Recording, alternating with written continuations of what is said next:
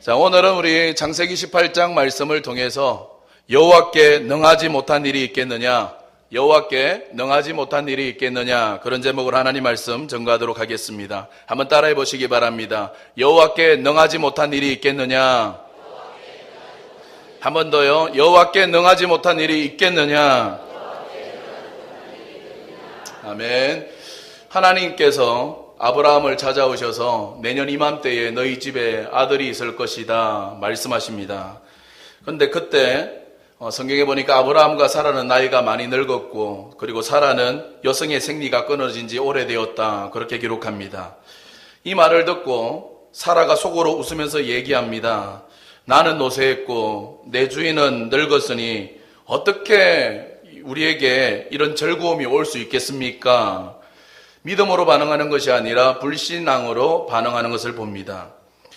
여러분, 우리가 신앙생활을 하면서 착각하는 경우가 있는데, 때로는 우리가 하나님을 믿는다고 그러지만 하나님을 하나님의 수준으로 믿는 게 아니라 하나님을 내 수준, 그냥 사람의 수준 정도로 착각하는 경우가 간혹 있습니다. 평소에는 하나님을 잘 믿는 것 같지만 내 인생에 어떤 사건이 일어나면 마치 하나님을 사람처럼 생각해서 이건 하나님이라도 어떻게 이런 일을 하실 수 있겠어, 하나님을 하나님 수준으로 안 믿고 마치 하나님을 사람의 수준으로 생각하는 경우가 많이 있습니다. 어떻게 아브라함이 100살이고 사라가 90세인데 어떻게 아기를 낳을 수 있겠느냐, 사라의 생리가 끊어진 지 오랜데 어떻게 아기를 가질 수 있겠냐, 자신의 그 연약함을 바라보고 이거는 도저히 불가능하다, 이거는 할 수 없는 일이다, 불신으로 꽉 차 있는 그런 사라의 모습을 봅니다. 지금 자신이 할 수 없다는 자신이 할 수 없다는 근거는 뭐냐? 자신의 연약함입니다. 자신의 연약함, 인간의 한계의 근거를 두고 자신은 결코 아기를 낳을 수 없다, 이미 그냥 결론 내려버렸어요. 하나님 말씀이 주어지고 약속이 주어져도 자신의 한계를 바라보며 이미 결론을 내려버린 그런 사라의 모습을 보게 됩니다. 그러자 오늘 하나님이 말씀합니다. 말씀의 제목이죠. 여호와께 능하지 못한 일이 있겠느냐. 여호와께 능하지 못한 일이 있겠냐. 아니, 너는 어떻게 그렇게 하나님을 못 믿냐. 아니, 여호와께 능치 못한 일이 있겠느냐. 하나님이 반문하십니다. 유명한 설교가인 마틴 로이드 존서 목사님이 믿음이란 뭐냐, 믿음의 정의를 이렇게 내립니다.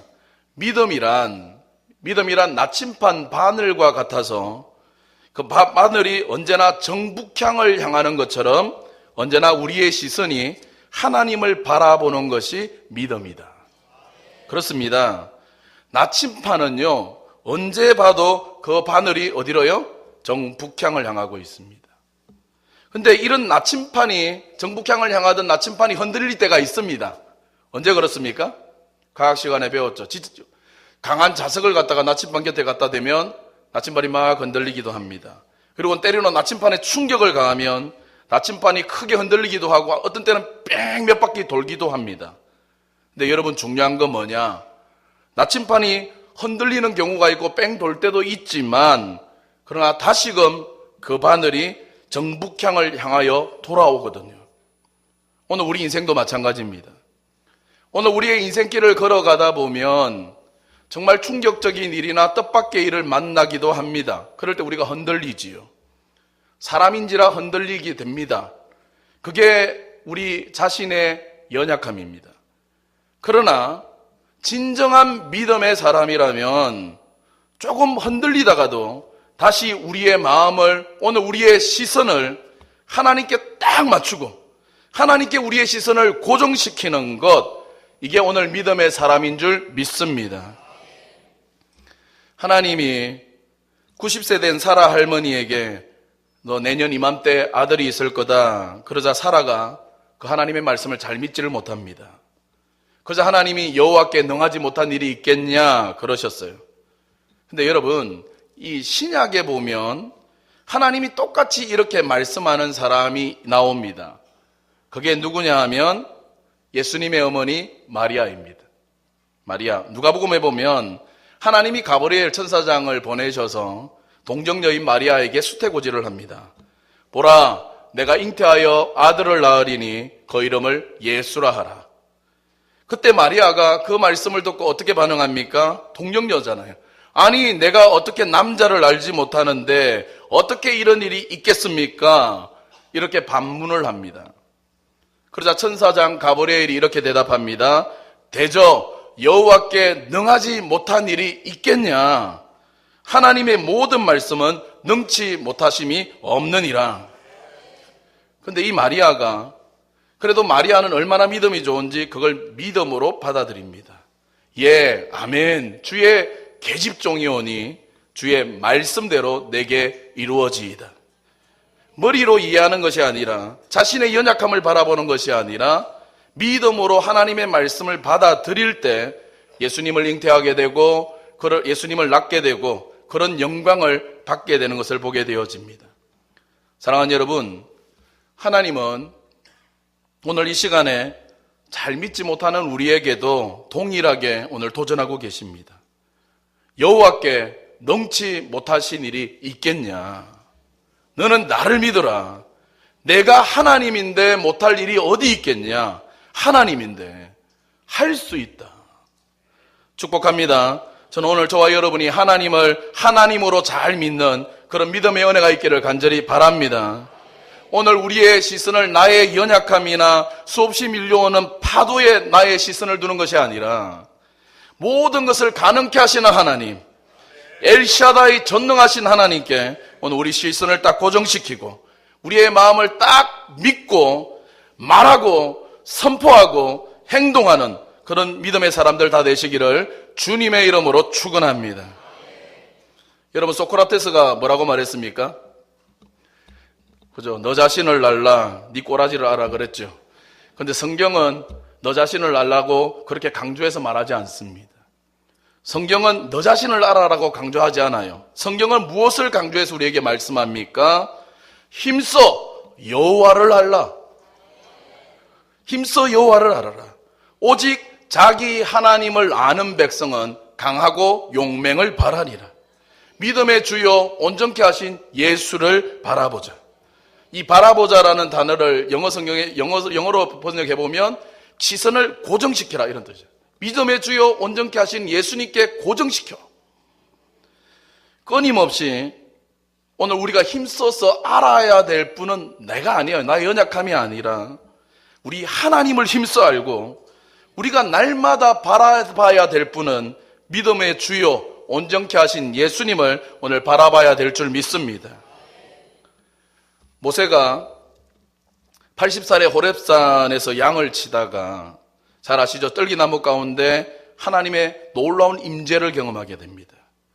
그때 그 임재 가운데 하나님이 모세를 부르시는 장면을 음성을 듣게 되는데요. 모세야, 내가 너를 내 백성을 이끌어낼 지도자로 삼겠다. 지도자로 삼겠다. 그러자 모세가 당장 하는 말이 뭡니까? 그게 출애굽기 33장 11절에 보면 내가 누구이기에 내가 누구에게 바로에게 가며 내가 누구이기에 이스라엘 자손을 애굽에서 인도하여 내겠습니까? 그러니까 이 모세의 모습을 보면 우리 인간이란 우리가 얼마나 자신의 연약함을 바라보는 것에 익숙해져 있고 그리고 길들여져 있는지 모릅니다. 무슨 문제만 딱 부딪히면 하나님 바라보는 게 아니라 자기를 바라보는 거예요. 아니, 내가 누구이기에 내가 뭔데? 에이, 안 돼요. 에이, 나는 못합니다. 하나님을 바라보지 않고 자신의 연약함을 바라봅니다. 예를 들어 우리 전도합시다. 예수사랑 컨잔치 전도합시다. 이번 추수감사절에 예수사랑 컨잔치에 내려오신 분들 한 번 더 초청해 보세요. 그러면 우리 구호가 있거든요. 예수 그리스도 십자가 능력 하나님이 함께 하십니다. 하나님이 도와주십니다. 그러거든요. 구호가 전도팀의 구호인데 그래, 한번 해보자. 하나님이 도와주실 거다. 하나님이 함께 하실 거야. 그래야 되는데 안타깝게도 우리가 전도 그러면 하나님을 바라보는 게 아니라 자신의 연약함을 바라보는데 더 익숙한 게 오늘 우리의 모습입니다. 에이, 전도 나는 못하는데, 나는 말도 잘 못하고 숙기도 없고 부끄럼도 많은데 내가 어떻게 해? 아이고, 나 같은 사람의 말을 듣고 누가 우리 교회 따라오겠냐? 나는 안 된다. 이게 오늘 우리의 모습일 때가 많습니다. 사랑하는 여러분, 신앙은 시선의 싸움입니다. 하나님을 바라보느냐, 아니면 연약한 자신을 바라보고 문제를 바라보느냐, 이 싸움이 신앙의 싸움입니다. 이 시선의 싸움에서 지면 신앙은 지는 겁니다. 우리가 시선이라는 찬양 아시지요? 그 찬양의 가사를 보면 이렇게 시작하고 있습니다. 내게로부터 눈을 들어 주를 보기 시작할 때 주의 일을 보겠네. 내게로부터 시선을 들어 주를 보지 않으면 주님의 일이 시작 안 돼요. 내가 아니라 하나님으로 내 시선을 돌리셔야 되는 거죠. 축복합니다. 저는 오늘 저와 여러분의 시선이 연약한 내가 아니라 항상 주를 향해 있기를 바랍니다. 오늘 시선을 주께 두므로 내 삶에 주의 일하심과 주의 역사하심을 경험하는 오늘 저와 여러분이 되시기를 간절히 축원합니다. 이 아브라함과 사라가 처음에는 잘 못 믿었어요. 그러나 여호와께 능치 못한 일이 있겠냐, 그 음성을 듣고는 결국 하나님의 그 약속의 말씀을 믿음으로 받아들입니다. 이 창세기 18장의 사건을 세월이 지나서 나중에 사도 바울이 로마서 4장에서 아브라함의 믿음을 재조명합니다. 그때 아브라함의 믿음이 어떤 믿음이냐 재조명할 때 아브라함의 믿음을 이렇게 표현합니다. 로마서 4장 17절 이하를 보면 아브라함이 하나님을 믿었대요. 하나님을 믿었는데, 이때 하나님을 믿었는데 어떤 하나님을 믿었느냐, 세 가지 하나님을 이야기해요. 그가 믿은 바 하나님은 죽은 자를 살리시는 하나님으로 믿었어요. 두 번째, 없는 가운데 있게 하시는 하나님으로 믿었고, 그리고 세 번째, 바랄 수 없는 중에 바라게 하시는 하나님으로 믿었으니, 그리고 19절에 그래요. 그가 100세가 되어 자기 몸이 죽은 것 같고 사라의 태가 죽은 것 같음을 알고도 믿음이 약하여지지 아니하고 믿음이 없어 하나님의 약속을 의심하지 않고 믿음으로 견고하여져서 하나님께 영광을 돌리며 약속하신 그것을 능히 이루실지를 확신하였노라. 할렐루야. 아브라함은요, 죽은 자를 살리시는 하나님을 믿었기 때문에 사라의 태가 이미 죽은 것 같았는데 하나님은 살릴 수 있다. 하나님은 하실 수 있다. 살릴 수 있다. 지금 집에 아들이 없어요. 아들이 없는데도 없는 가운데 있게 하시는 하나님, 우리 집에 아들 있게 하실 거다. 지금 100세가 되었으니 뭘 바랄 수 있겠어? 바랄 수 없죠. 전혀 바랄 상황이 아닙니다. 그러나 바랄 수 없는 중에도 바라게 하시는 하나님이시다. 믿음으로 하나님께 영광을 돌리고 믿음으로 응답받은 줄 믿습니다. 사랑하는 여러분, 오늘 우리도 마찬가지입니다. 이건 다 말라 비틀어지고 참 소망도 없다, 다 죽은 것 같다. 그러나 그 죽은 것도 다시 살리시는 하나님이 오늘 저와 여러분이 믿는 하나님인 줄 믿습니다. 에스겔 골짜기에 다 말라 비틀어져 버린 마른 뼈도 그 마른 뼈 위에 하나님의 말씀이 선포되고 성령의 생기가 들어가니까 다시 살아나잖아요. 살아날 뿐만 아니라 하나님의 큰 군대로 일어나잖아요. 할렐루야. 오늘 우리 자녀들 바라볼 때 여러분 어떻게 바라보십니까? 우리 자녀들, 우리 다음 세대들 그 속에 하나님의 말씀이 들어가고 그 속에 성령이 임재하시면 지금은 그 영이 전혀 하나님에 관심 없고 죽어 있는 것 같고 게임에 빠져 있고 하나님의 말씀이나 영적인 것에 관심도 없어 보이고 방황하고 있고, 그래도 죽은 것을 살리시는 하나님이 오늘 그 영을 살리실 줄 믿습니다. 없는 것을 있게 하시는 하나님이 놀라운 도구로 그를 쓰게 되실 줄 믿습니다. 마태복음 8장에 보면 예수님이 제자들과 함께 배를 타고 바다를 건너가는데 예수님이 주무셔요. 근데 잘 아시죠? 큰 돌풍이 불고 풍랑이 일어납니다. 베테랑 어부 출신이 베드로, 야고보, 요한이 같은 제자들이 아무리 힘을 써도 배가 다 뒤집히게 되고 다 죽을 지경에 놓이게 됐습니다. 얼마나 그 상황이 위험했으면 자고 있는 예수님께 달려와가지고는 우리가 다 죽게 됐습니다. 이제 우리 돌아봐 주세요. 그러면서 그렇게 예수님께 호소했겠습니까? 그 지경인데도 예수님은 잠잠히 누워만 계십니다. 왜요? 예수님은 지금 뭘 보기를 원하시는 거거든요. 예수님이 제자들에게 지금 뭘 보기를 원하시느냐 하면 제자들이 지금 막 일어나고 있는 이 문제인 풍랑을 바라보느냐, 그렇지 않고 풍랑을 잔잔케 하시는 예수님을 바라보느냐, 그것을 깨우쳐 주고자 제자들의 믿음을 지금 테스트하고 계신 겁니다. 그런데 제자들은요, 계속 일어나는 풍랑만 바라보고 왜 주님 안 일어나십니까? 우리 다 죽어요. 빨리 일어나세요. 그러면서 깨우기만 하는 거예요. 주님이 드디어 딱 일어나셨습니다. 그리고는 일어나셔서 제자들에게 뭐라고 말씀하셨습니까? 어찌하여 무서워하느냐? 이 믿음이 작은 자들아. 여러분, 우리가 생각할 때 예수님이 딱 일어나셨으면 제일 먼저 뭘 하셔야 돼요? 지금 죽을 지경인데 딱 일어나시면서 정말 제일 먼저 해야 될 건 바다야 잔잔해져라, 바람아 멈춰오다오, 이걸 먼저 해야 될 거라고 우리 생각합니다. 근데 예수님은 그걸 먼저 하시지 않고 일어나시자마자 먼저 제자들의 믿음 없음을 책망하십니다. 왜 의심하냐? 왜 무서워하냐? 이 믿음이 작은 자들아. 여러분, 여기서 믿음이 작다는 말은 무슨 말이냐? 바꿔 이야기하면 이런 거죠. 왜 너의 삶에 일어나는 사건보다 왜 나를 작게 생각하냐? 이게 믿음이 작은 거예요. 우리 삶에 일어나는 문제보다 우리 주님을 작게 생각하는 것, 그게 믿음이 작은 거예요. 바꿔 이야기하면 믿음이 크다는 건 뭡니까? 내 삶에 일어나는 사건보다 우리 주님이 더 크게 보이는 게 믿음이 큰 겁니다. 여러분, 축복합니다. 저는 오늘 저와 여러분이 사건이나 문제보다 우리 주님이 더 크게 보이는 믿음이 큰 사람이 다 되시기를 주님의 이름으로 축원합니다. 사건이나 문제에 반응하는 사람이 아니라 우리 주님께 반응하는 사람 다 되시기 바랍니다. 제자들은요, 늘 예수님 따라다니기 때문에 예수님께 시선을 맞추던 사람이에요. 그런데 그 삶에 위기가 닥치니까 시선을 다 빼앗겨버렸어요. 주님 바라보던 그 시선을 빼앗겨서 주님 바라보지 못하고 풍랑의 시선을 다 빼앗기면서 이 믿음이 작은 자들아 책망받는 거예요.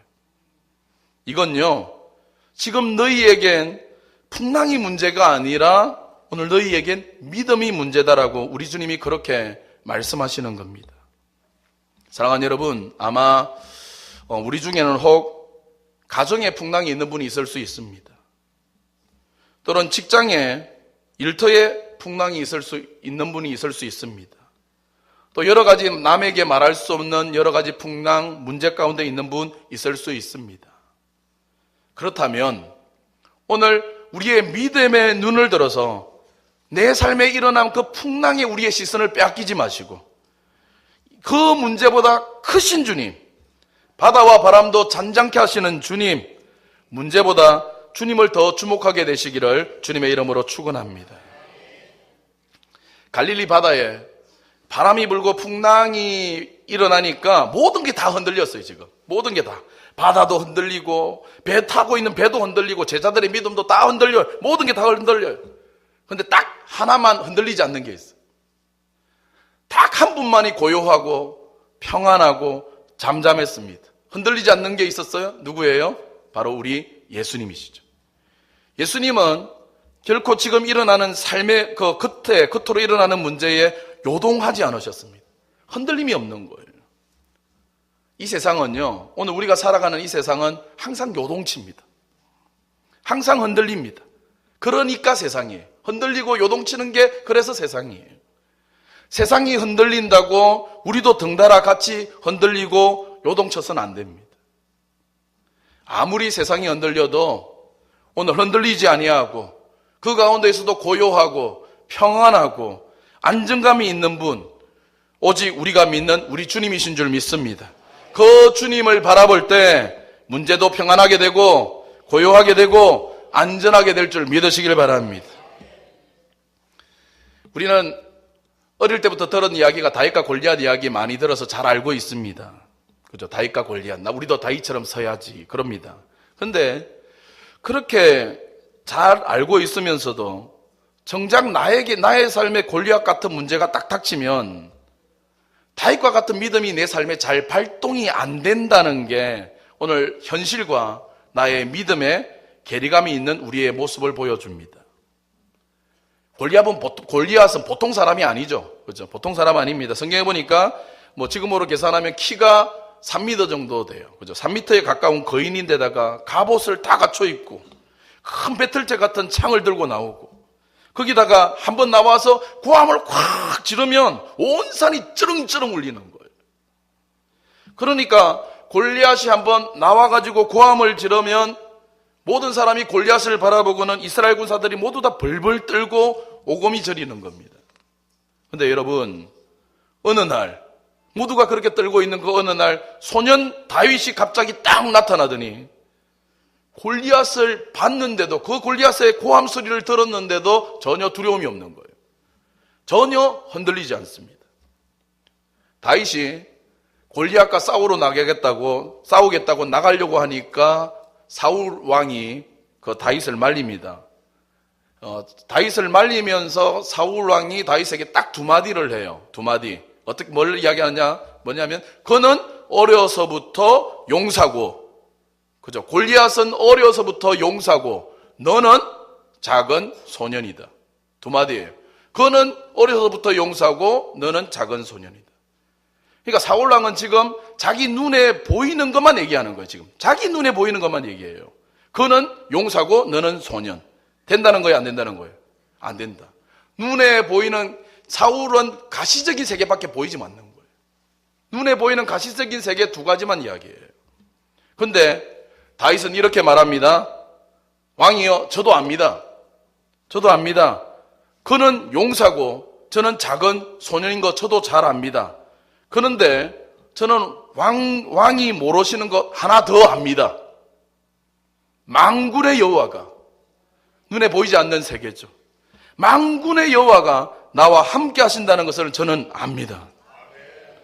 사랑하는 여러분, 믿음의 사람은, 믿음이 없는 사람은 이 가시적인, 눈에 보이는 가시적인 세계만 보이니까 딱 두 가지만 보는 거예요. 밀려오는 풍랑은 거세고 나는 너무너무 연약하다.